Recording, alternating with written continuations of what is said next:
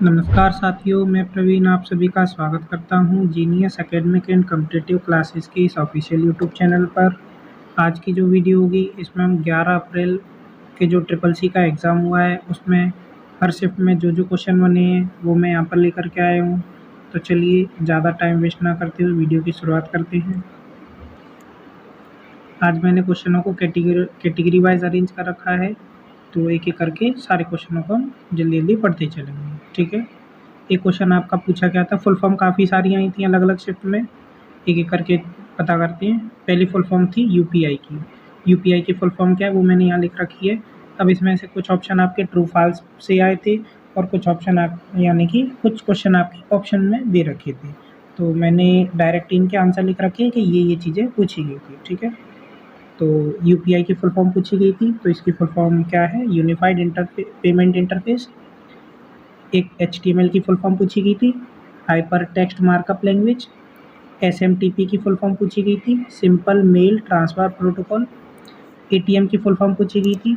अब मुझे इसके ऑप्शन पता नहीं है इसलिए मैंने दोनों फुल फॉर्म लिख रखी हैं, ऑटोमेटेड टेलर मशीन और एसिंक्रोनस ट्रांसफ़र मोड। ठीक है, एटीएम के लिए दो फुल फॉर्म हम यूज़ करते हैं। अब ऑप्शन में क्या था वो आपको वहाँ पे क्वेश्चन के हिसाब से देख करके पता करना होगा। ठीक है, एक फुल फॉर्म आपकी पूछी गई थी आरटीजीएस, तो इसकी फुल फॉर्म होती है रियल टाइम ग्रॉस सेटलमेंट। एक आपकी पूछी गई थी पीओपी। पीओपी की फुल फॉर्म क्या है? Post office protocol. MAC address जो होता है उसमें मैक की फुल फॉर्म पूछी गई थी, तो मैक की फुल फॉर्म क्या होती है? Media access control. ठीक है, मीडिया एक्सेस कंट्रोल। सीएसएस की फुल फॉर्म पूछी गई थी, तो इसकी फुल फॉर्म होती है कैस्केडिंग स्टाइल सीट। ठीक है, आगे बढ़ें तो आगे आपको पूछा गया था BIOS की फुल फॉर्म पूछी गई थी। क्वेश्चन कुछ इस तरीके से था कि बेसिक इनपुट और आउटपुट सिस्टम ना लिख करके यहाँ पे किसी एक चीज़ में थोड़ी सी एरर थी, जैसे बेसिक की जगह बिगिनर्स या कुछ ऐसा लिखा हुआ था, तो आपको ट्रू फॉल्स में आंसर देना था। यानी कि जो आपकी फुल फॉर्म एक्चुअल तो क्या होती है? बेसिक इनपुट आउटपुट सिस्टम, पर यहाँ ये ना दे करके कुछ और दे रखा था, तो उस हिसाब से इसका आंसर फॉल्स लगाना था आपको। ठीक है, एक आपकी IRCTC की फुल फॉर्म पूछी थी। IRCTC की Indian railway catering and tourism corporation. कुछ बच्चे इसको बता रहे थे कि हिंदी में ये पूछा गया था कि यानी भारतीय रेलवे केटरिंग यानी भोजनालय, ऐसे करके कुछ दे रखा था, तो आपको ऑप्शन थी समझना था। ठीक है, आगे बढ़ें। आगे आपको दे रखा था एक वाईफाई की फुल फॉर्म पूछी थी, वायरलेस फिडेलिटी। बात करें अगर आगे इसी में, तो एक क्यूआर कोड की फुल फॉर्म पूछी थी, क्यूआर की फुल फॉर्म क्विक रिस्पांस, और बीसीसी की फुल फॉर्म पूछी थी ब्लाइंड कार्बन कॉपी। ठीक है, ये सारी की सारी आज के शिफ्ट में फुल फॉर्म पूछी गई थी। उसके अलावा अगर आगे बात करें तो कुछ शॉर्टकट की और पूछी गई थी, तो शॉर्टकट की के बारे में हम यहाँ पे चर्चा कर लेते हैं। एक शॉर्टकट की आपकी थी कंट्रोल के साथ राइट एरो दबाने से क्या होता है? तो कंट्रोल के साथ एरो, कोई सा भी एरो हम दबाएं तो उससे क्या होता है? देखिए, एरो बटन दबाने से क्या होता है कि कोई भी जो हमारा कर्सर होता है, तो कर्सर एक एक लेटर खिसकता है। अगर राइट में दबाएंगे तो राइट में, लेफ्ट में दबाएंगे तो लेफ्ट साइड वाला। ठीक है, तो और यानी एक एक लेटर। जबकि अगर बात करें कंट्रोल के साथ दबाने से, तो कंट्रोल के साथ दबाने से क्या होता है? जैसे मान लीजिए यहाँ पे कोई एक सेंटेंस लिखा है, मैं एक एग्जांपल से इसको समझाता हूँ।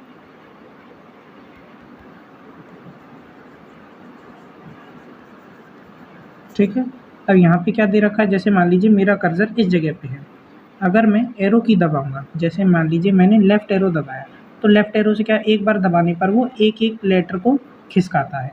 जबकि अगर इसी जगह क्या हो कि अगर मैं कंट्रोल के साथ दबाऊँ तो वो क्या होगा? यहाँ से सीधा एक वर्ड का गैप करता है। ठीक है, यहाँ से सीधा यहाँ, फिर कंट्रोल एरो, फिर यहाँ, ऐसे राइट वाला दबाने पे यानी वो पूरा का पूरा वर्ड को जंप करता है। ठीक है, तो यहाँ कंट्रोल के साथ राइट एरो था, तो उस हिसाब से हमें देखना था ये क्या करेगा? राइट साइड में एक वर्ड को जंप करेगा। ठीक है, बात करें अगर शिफ्ट एरो से क्या होता है, तो ये आपको पता ही होगा, शिफ्ट के साथ हम अगर कोई भी एरो प्रेस करेंगे तो उससे क्या होता है? चीज़ें सेलेक्ट होती हैं। ठीक है, अगर राइट एरो होगा तो राइट की साइड में चीज़ें सिलेक्ट होंगी, लेफ्ट एरो होगा तो लेफ्ट की साइड में चीज़ों को सिलेक्ट किया जाएगा। ठीक है, एक आपको पूछा गया था कि कंट्रोल एच जो शॉर्टकट की है ये किसके लिए यूज़ होती है?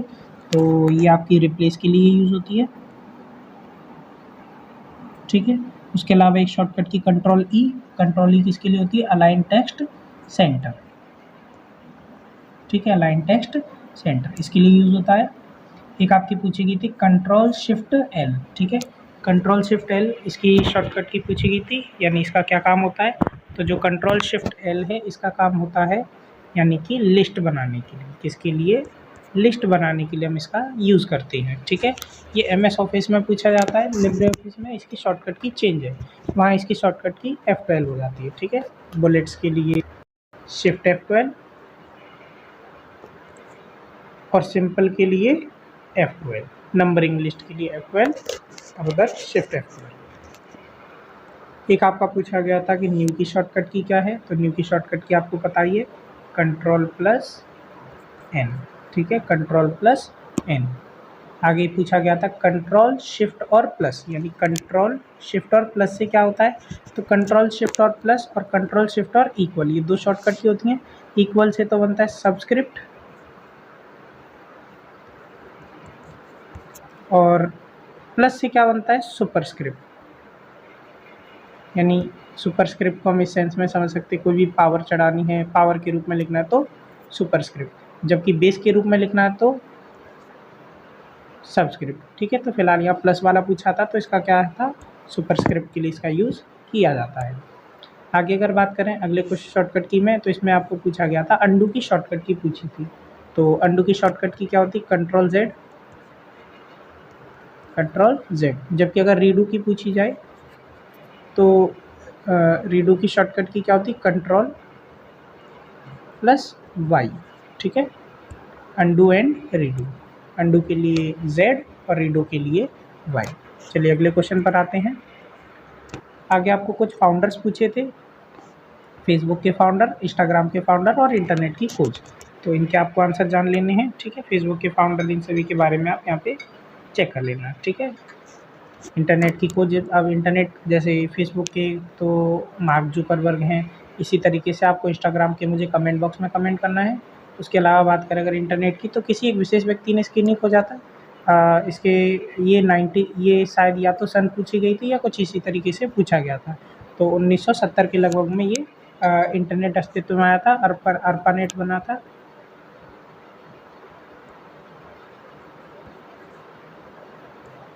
अर्पानेट की खोज हुई थी, तो शायद ऐसा ही कुछ क्वेश्चन पूछा गया था इंटरनेट से संबंधित, इंटरनेट की खोज, या अगर बाई चांस अगर व्यक्ति का नाम पूछा जाए तो इसमें आप आंसर दे सकते हैं टिम बर्नर्स-ली का,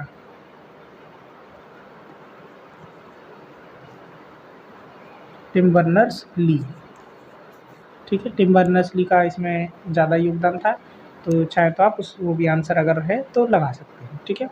उसके अलावा एक क्वेश्चन पैन कार्ड से पूछा गया था, पैन कार्ड के नंबर से संबंधित, अब प्रॉपर क्वेश्चन तो पता नहीं है पर कुछ इसी तरीके से था, या तो पैन कार्ड में ये पूछा हो गया कि कितने कैरेक्टर होते हैं, पैन कार्ड जो नंबर होता है उसमें कितने कैरेक्टर होते हैं, 10, जिनमें कुछ होते हैं अल्फ़ाबेटिकल और कुछ होते हैं नंबर्स, ठीक है। या इस तरीके से कुछ पूछा होगा कि जो पैन कार्ड का जो नंबर होता है उसमें वो कैसे टाइप का होता है, न्यूमेरिकल होता है या अल्फ़ाबेटिकल होता है या अल्फ़ा न्यूमेरिक दोनों होता है। तो इस तरीके से आपको जो भी क्वेश्चन था उसके अकॉर्डिंग आपको देख लेना है, ठीक है। क्या क्वेश्चन था वो प्रॉपर मुझे पता नहीं चल पाया, पर मैंने उससे संबंधित जो भी चीज़ें बन सकती हैं वो मैंने आपको बता दी, ठीक है। पैन कार्ड में 10 यानी 10 कैरेक्टर होते हैं, जिसमें कुछ अल्फ़ाबेट और कुछ नंबर्स होते हैं, जिसको हम क्या बोलते हैं, अल्फ़ा न्यूमेरिक डाटा, ठीक है। अगले क्वेश्चन पर आएँ तो इसमें पूछा था लिब्रे ऑफिस में जो फ़ॉन्ट साइज़ होता है वो मैक्सिमम कितना होता है, ठीक है। तो मैक्सिमम फ़ॉन्ट साइज़ कितना होता है ये मैंने ऑलरेडी करा रखा है, मिनिमम कितना है 96, सॉरी मिनिमम कितना, मिनिमम 6 और मैक्सिमम 96, ठीक है, ये आपको पता ही होगा। लिब्रे, इम्प्रेस, राइटर, कैल्क किसी में भी पूछा जाए सभी में सेम है, ठीक है। एक पूछा था लिब्रे ऑफिस में जूम कितना था, तो जूम मैक्सिमम मिनिमम कितना पूछा, मैं तीनों यहाँ पे बता दे रहा हूँ। बात करें अगर इम्प्रेस में मिनिमम जूम कितना होता है 5%, डिफ़ॉल्ट होता है 100 और मैक्सिमम कितना होता है 3000। अब आप क्वेश्चन के हिसाब से पता कर लीजिएगा क्या पूछा था। आगे अगर बात करें अगले क्वेश्चन में, तो एक क्वेश्चन आपका पूछा था यहाँ पे कुछ मैथ जो आपके एक्सेल या कैल्क से कुछ फॉर्मूले पूछे गए थे, तो मैंने वो सारे क्वेश्चन यहाँ पे दे रखे हैं, अब इनकी जो वैल्यू है अंदर ये कुछ भी हो सकती हैं, मुझे केवल क्वेश्चन के बारे में पता था और बच्चों ने केवल मुझे ये बताया कि कुछ इस तरीके के ऑप्शन थे इनमें, ठीक है। तो उसी से संबंधित मैंने कुछ ये नंबरों को अपनी तरफ से ले रखा है, ठीक है। एक क्वेश्चन था यहाँ पे ऐसे MIN यानी मिनिमम, और यहाँ पे ब्रैकेट में कुछ वैल्यूज़ दे रखी थी और आपको पता करना था कि इसका आंसर क्या होगा। तो बात करें अगर MIN फंक्शन की, तो जो MIN या MIN जो फॉर्मूला होता है, इसका काम क्या होता है कि बहुत सारे नंबर दे रखे हैं, उनमें से सबसे छोटा नंबर यानी मिनिमम वैल्यू पता करनी है, तो उसके लिए हम MIN का फॉर्मूला लगाते हैं। तो हमें क्या करना था, ये जो भी नंबर दे रखे हैं इनमें सबसे मिनिमम वैल्यू छांटनी थी। तो फिलहाल मैंने जो ऑप्शन दे रखे हैं उसके हिसाब से आंसर 2 होगा। और अगले क्वेश्चन पर अगर आएँ, तो अगले क्वेश्चन में आपको पूछा है एवरेज, ठीक है। एवरेज का फॉर्मूला पूछा था, यानी आपको यहाँ पे भी कुछ नंबर दे रखे थे और उनका आपको एवरेज निकाल करके ऑप्शन में लिखना था, ठीक है। तो आप एवरेज के फॉर्मूले को एक बार प्रैक्टिस कर लीजिए। चलिए मैं एक थोड़ा सा एक समझाने की कोशिश करता हूँ। मान लीजिए यहाँ पे दे रखा है एवरेज, ठीक है, और यहाँ पे मान लीजिए कुछ नंबर दे रखे हैं 2, 5 और 3, ठीक है, और आपको इनका एवरेज निकालना है। तो एवरेज निकालना एकदम सिंपल है। आपको क्या करना है कि इन तीनों नंबरों को पहले तो जोड़ लेना है, 5 और 2 और 3, ठीक है। 5 और 2 7 और 3 10, ठीक है। अब ये टोटल कितने नंबर है, 1 2 3, तो 10 में हमें 3 से भाग दे देना है, यानी इसका आंसर क्या है 3.333, ये हमारा आंसर हो जाएगा। इसी तरीके से एवरेज हम सॉल्व कर सकते हैं, ठीक है। एक क्वेश्चन आपको पूछा गया था कि काउंट, और यहाँ पे 2 3 AB इस तरीके से लिखा था और इसमें दे रखा था 2, आंसर दे रखा था 2, और आपसे पूछा था ये जो दे रखा है आपको, ये ट्रू है या फॉल्स है। इसका जो आंसर आ रहा है 2, ये ट्रू है या फॉल्स है। तो आपको पता ही होगा काउंट का काम क्या होता है, ये जो भी हमें कोई भी डाटा दे रखा होगा उसमें हमें नंबरों को गिन देता है। तो अगर बात करें इस फॉर्मूले के हिसाब से, तो इसमें हमें कितने नंबर दिखाई दे रहे हैं, 2, 1 और 2, तो इसका राइट आंसर क्या है, 2 है, यानी इस तरीके से ये क्या है, ट्रू है, ठीक है। ये क्या है, ट्रू सेंटेंस दे रखा था। अगले क्वेश्चन पर आए। अगले क्वेश्चन में आपको दे रखा था किसी संख्या को राउंड करने के लिए किस फंक्शन का यूज़ किया जाएगा, यानी किसी फॉर्मूले में या एक्सेल की वर्कशीट में आपको कोई नंबर दे रखा है और उसको आपको राउंड फिगर में लिखना है, तो उसके लिए किस फंक्शन का यूज़ करेंगे। तो उसके लिए हम राउंड का फंक्शन का यूज़ करेंगे। अगर आपको कहा जाए कि राउंड करना है पर बढ़ा करके, तो उसके लिए हम किसका यूज़ करते हैं, राउंड अप, और अगर सेम यही वैल्यू चाहिए तो हम क्या लिख सकते हैं, राउंड डाउन या ट्रंक। इन फॉर्मूलों का हम इसमें यूज़ करते हैं। आगे अगर बात करें, कुछ अलग से क्वेश्चन और थे जिनमें था आपका निम्न में से किसके द्वारा मनी ट्रांसफ़र किया जाता है। इसमें ऑप्शन आपके कुछ इस तरीके से थे, ATM, ठीक है, और कुछ इसी से मिलते जुलते ऑप्शन थे। जैसे यहाँ पे ये पूछा था इनमें से किसके द्वारा मनी ट्रांसफ़र नहीं किया जा सकता है, ठीक है। उसमें ऑप्शन था ATM, ईमेल, ठीक है, और आपका इंटरनेट बैंकिंग, इस तरीके से कुछ ऑप्शन थे। तो उसमें से आपको क्या छाँटना था कि किसके द्वारा हम मनी ट्रांसफ़र नहीं कर सकते, ठीक है। अगले क्वेश्चन पर आए। अगले क्वेश्चन में आपको दे रखा है सबसे लोकप्रिय वेबसाइट कौन सी है, ठीक है, सोशल नेटवर्किंग साइट। तो इसका आंसर था फेसबुक। उसके अलावा ऑप्शन आपके कुछ दे रखे थे इसी तरीके से, तो आप उनमें से अपने हिसाब से छाँट लीजिएगा, ठीक है। फिलहाल के लिए इसका आंसर क्या है, फेसबुक। आगे अगर बात करें कि ईमेल में यूज़ होने वाला सेपरेटर क्या है, यानी जो आपका ईमेल एड्रेस होता है उसमें 2 होते हैं, एक होता है यूज़र नेम और डोमेन नेम। तो यूज़र नेम और डोमेन नेम को जो अलग करता है, सेपरेट करता है, उसमें हम किसका यूज़ करते हैं, @ लगाते हैं। तो वही पूछा था कि इसमें जो सेपरेटर का यूज़ होता है वो कौन से सेपरेटर का हम इसमें यूज़ करते हैं, तो वो होता है आपका @, ठीक है। आगे बढ़ते हैं। अगले क्वेश्चन में आपको पूछा था ईमेल में सेंड किया हुआ मैसेज कहाँ यानी जाता है या सेव हो जाता है, ठीक है। तो ये हमारा कहाँ पे जाता है, सेंड बॉक्स में, ठीक है। कोई भी ईमेल हम जब भेजते हैं तो भेजने के बाद वो जो हमारा मैसेज होता है वो कहाँ पहुँच जाता है, सेंड बॉक्स में पहुँच जाता है। इसी तरीके से अगर अगले क्वेश्चन की बात करें, इसमें आपको ईमेल से संबंधित जो भी प्रोटोकॉल पूछे गए थे, अब कौन कौन से प्रोटोकॉल हैं मैं यहाँ पे सारे प्रोटोकॉल की एक बार चर्चा कर ले रहे हैं। तो जो आपकी ईमेल में कुछ प्रमुख प्रोटोकॉल यूज़ होते हैं वो आपके होता है, एक तो IMAP, internet message access protocol. उसके अलावा होता है SMTP, simple mail transfer protocol. उसके अलावा एक और होता है POP, पोस्ट ऑफिस प्रोटोकॉल। इस तरीके से ये आपके यूज़ होते हैं, ठीक है। चलिए आगे बढ़ते हैं। अब अगला क्वेश्चन आपको पूछा गया था कि Google Chrome internet explorer, opera, ये सभी क्या है? ऑप्शन में था वेब ब्राउज़र, सर्च इंजन या ऐसा कुछ, तो ये सभी हमारे क्या है? क्रोम, एक्सप्लोरर, ये सभी क्या है? वेब ब्राउज़र, ठीक है। ये हमारे एप्लीकेशन सॉफ्टवेयर है जो कि वेब ब्राउजिंग में हमें हेल्प करते हैं, ठीक है। आगे अगर बढ़े, अगले क्वेश्चन में आपको पूछा गया था कि कीबोर्ड में F10 की पोजीशन कहाँ होती है? यानी जो अपना कीबोर्ड होता है, जो आपका कीबोर्ड होता है, तो कीबोर्ड में जो बहुत सारे बटन होते हैं, तो इनमें जो F10 होता है, F10 की पोजीशन पूछी थी कि हाथों के हिसाब से वो किस तरफ होगा। तो कीबोर्ड तो आपको पता ही होगा, कीबोर्ड में यहाँ पे ऊपर वाली जो लाइनें होती हैं इनमें लिखा होता है F1, F2, F3 इस तरीके से। तो जो F10 है वो हमारा कहाँ पे होता है? कीबोर्ड के दाईं ओर, ठीक है। कहाँ पे होता है? दाईं ओर होता है, ठीक है। अगले क्वेश्चन पर आते हैं। अगला क्वेश्चन आपको पूछा गया था, पहला कंप्यूटर पूछा था। अब कौन क्या पूछा था वो प्रॉपर क्वेश्चन मुझे नहीं पता चला है, पर ऑप्शन कुछ ऐसे मिलते जुलते थे, तो मैं एक बार सारे आपको लिखा दे रहा हूँ पहले पहले कंप्यूटर के हिसाब से। तो अगर बात करें पहला इलेक्ट्रॉनिक कंप्यूटर, तो पहला इलेक्ट्रॉनिक कंप्यूटर का आंसर क्या है? मार्क 1, ठीक है। अगर आपसे पूछा जाए पहला डिजिटल, तो आपका आंसर क्या आ जाएगा? ENIAC, ठीक है। पहला जनरल कंप्यूटर पूछा जाए,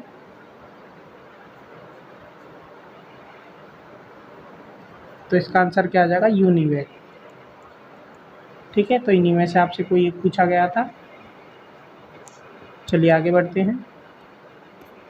अगले क्वेश्चन में आपसे पूछा है कि first web page of website, यानी किसी वेबसाइट का जो पहला पेज होता है उसको क्या कहा जाता है? किसी भी वेबसाइट का पहला पेज क्या कहलाता है? तो वो आपका क्या कहलाता है? होम पेज कहलाता है, ठीक है। आगे अगर बढ़े, तो आगे कुछ आपकी यूनिट में से पूछ रखा था कि एक निबल में कितने बाइट होते हैं, ठीक है। तो इसका राइट आंसर था 1/2 या आधा बाइट, 0.5 भी इस जगह लिखा मिल सकता है। और इसी तरीके से पूछा था एक बाइट में कितने बिट होते हैं? तो कितने बिट होते हैं? 8 बिट होते हैं। ये आपको यूनिट याद ही होंगी, ठीक है। आगे अगर बढ़े, तो आगे आपको पूछा गया था इंटरनेट द्वारा किसी दूसरे कंप्यूटर या सर्वर से डाटा लाना क्या कहलाता है? तो वो क्या कहलाता है? डाउनलोड। यानी किसी दूसरे कंप्यूटर या किसी दूसरे के सर्वर से अगर हमें किसी डाटा को या किसी फाइल को लाना है, तो वो हमारा क्या करना पड़ेगा? हमें उसको डाउनलोड करना पड़ेगा, ठीक है। अगला क्वेश्चन आपका पूछा था कि एप्लीकेशन का नाम मेन्यू बार पर दिखाई देता है, ये ट्रू फॉल्स आपको पूछा गया था कि कोई भी एप्लीकेशन जब हम चलाते हैं तो उसका नाम हमें कहाँ दिखाई देता है? मेन्यू बार पर। तो ये आपका फॉल्स है। किसी भी एप्लीकेशन का नाम हमें कहाँ दिखाई देता है? टाइटल बार पर, ठीक है। टाइटल बार पर हमें उसका टाइटल दिखाई देता है, ठीक है। एक क्वेश्चन आपका पूछा था कि विंडो के सबसे ऊपर वाली पट्टी क्या होती है? तो विंडो के सबसे ऊपरी पट्टी का नाम क्या होता है? टाइटल बार, ठीक है। आगे आपको पूछा गया था प्रिंटर का कार्य पूछा था। तो प्रिंटर का कार्य क्या होता है कि हार्ड कॉपी को सॉफ्ट कॉपी में बदलना, ठीक है। पर वहाँ पे बच्चों ने कुछ और ऑप्शन बताए थे, तो उस तरीके से अगर देखें तो एक ऑप्शन मिलता जुलता कुछ मुझे ये वाला लगा था कि किसी डिजिटल कॉपी को किस में बदलता है? एनालॉग कॉपी में बदलने की यानी कौन कार्य करता है? प्रिंटर करता है, ठीक है। आगे बढ़े, तो आगे पूछा था आपका कि 3D प्रिंटर का यूज़ कहाँ पे होता है? तो कुछ इसी तरीके से ऑप्शन थे, बैंकिंग, दंत चिकित्सा या वगैरह वगैरह। तो इसमें आपका यानी कि दंत चिकित्सा में भी इसका यूज़ कर सकते हैं 3D प्रिंटर का। इसके ज़रिए हम नकली दाँतों को बना सकते हैं, ठीक है। कुछ इसी तरीके के और भी ऑप्शन थे, तो अगर सारे ऑप्शन पता हो तो उस हिसाब से भी हम छाँट करके देख सकते हैं, ठीक है। फिलहाल इन दोनों के हिसाब से अगर हम देखें तो दंत चिकित्सा में इसका यूज़ कर सकते हैं, ठीक है। आगे बढ़ते हैं अगले क्वेश्चन पर। आगे आपको दे रखा है नॉन इम्पैक्ट प्रिंटर का एग्जाम्पल है, यानी आपको 4 प्रिंटर दे रखे थे, यानी थर्मल आपका लाइन प्रिंटर या आपका डेजी व्हील या आपका ड्रम प्रिंटर, और आपसे पूछा था इनमें से कौन सा नॉन इम्पैक्ट प्रिंटर है? तो इसका राइट आंसर क्या था? Thermal printer. थर्मल प्रिंटर आपका नॉन इम्पैक्ट की कैटेगरी में आता है। उसके अलावा ये बाकी जो 3 थे ये आपके इम्पैक्ट कैटेगरी के प्रिंटर हैं, ठीक है। अगला क्वेश्चन आपसे पूछा गया था आउटपुट डिवाइस के बारे में, तो इनमें से कौन सी आउटपुट डिवाइस है? मॉनिटर, प्रिंटर, दोनों या इनमें से कोई नहीं। तो ये इसका राइट आंसर क्या था? बोथ। यानी आउटपुट डिवाइस क्या है? मॉनिटर और प्रिंटर दोनों ही आउटपुट डिवाइस हैं। आगे अगर बात करें अगले क्वेश्चन में, तो अगला क्वेश्चन आपको कहा था कि कीबोर्ड क्या है? तो कीबोर्ड क्या है? कीबोर्ड एक इनपुट डिवाइस है, ठीक है। एक क्वेश्चन आपका HTML से पूछा गया था, प्रॉपर बच्चों को याद नहीं है पर कुछ इसी तरीके से पूछा था, टेबल से संबंधित था कि टेबल के लिए हम किस टैग का यूज़ करते हैं। तो अगर हमें HTML में टेबल बनानी है तो उसके लिए टेबल टैग का ही यूज़ करते हैं, ठीक है। अगर हमें रो बनानी है तो TR का यूज़ करते हैं, अगर हमें टेबल की हेडिंग बनानी है तो TH का यूज़ करते हैं, और अगर हमें एक्सेल यानी कि टेबल में कोई सेल बनानी है तो सेल के लिए TD, ठीक है। ये मैंने चारों पांचों टैग बता दिए हैं। अगर टेबल बनानी तो टेबल टैग, रो के लिए TR, हेडिंग के लिए TH और किसी सेल के लिए TD, ठीक है। आप अपने क्वेश्चन के हिसाब से देख लीजिए क्या पूछा गया था। अगला क्वेश्चन आपको पूछा है, कोबोल लैंग्वेज का उपयोग व्यापार में किया जाता है, ठीक है। तो ये आपको ट्रू फॉल्स में पूछा गया था कि जो आपकी कोबोल है वो यानी बिजनेस में यूज़ होती है। तो अगर आपकी इसकी फुल फॉर्म पता होगी तो भी आप गेस कर सकते हैं। कोबोल की फुल फॉर्म क्या थी? कॉमन बिजनेस ओरिएंटेड लैंग्वेज, ठीक है। तो ये किस में यूज़ होती है? बिजनेस में, यानी कि व्यापार में इसका यूज़ होता है। तो ये इसका ट्रू था, ठीक है। आगे बढ़े अगले क्वेश्चन पर। आगे आपको दे रखा है कि टेलनेट जो होता है इसका यूज़ क्या होता है? रिमोट डिवाइस को कंट्रोल करने में होता है। तो ये भी आपका ट्रू था, ठीक है। ट्रू फॉल्स में ये पूछा गया था कि जो आपका टेलनेट होता है वो किस में यूज़ होता है? डिवाइस को रिमोटली कनेक्ट करने में, ठीक है। ये आपका एक प्रोटोकॉल होता है। अगला क्वेश्चन आपसे पूछा गया था कि क्लाउड कंप्यूटिंग में डेटा को डाउनलोड कर सकते हैं।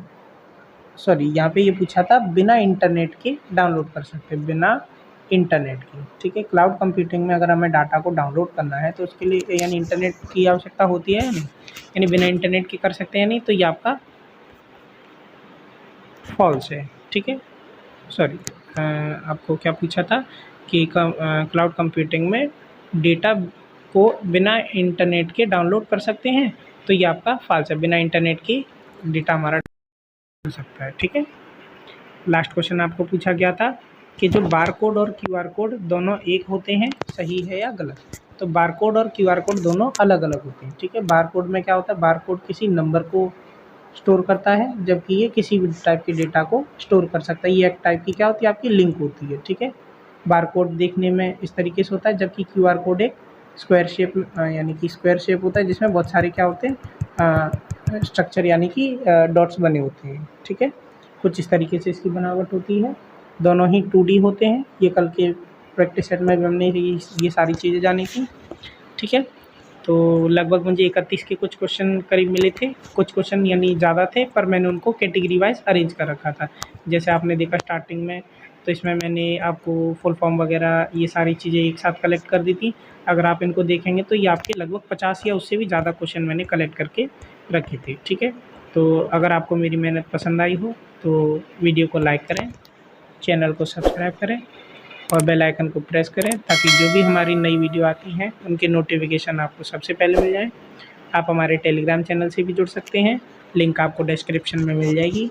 बाकी आपको इससे पुरानी जो भी वीडियो देखनी है 10 मार्च या उससे पहले के जो भी क्वेश्चन आए थे उनको आपको देखना है, तो ऊपर आई बटन पर क्लिक करके मैं पूरी की पूरी प्लेलिस्ट डाल रखी है, वहाँ से जा कर के आप उसको भी देख सकते हैं। उसके अलावा एंड स्क्रीन पर भी आपको ये सारी वीडियो मिल जाएंगी, ठीक है। तो मिलते हैं हम नेक्स्ट वीडियो में, तब तक के लिए goodbye, take care, thanks for watching.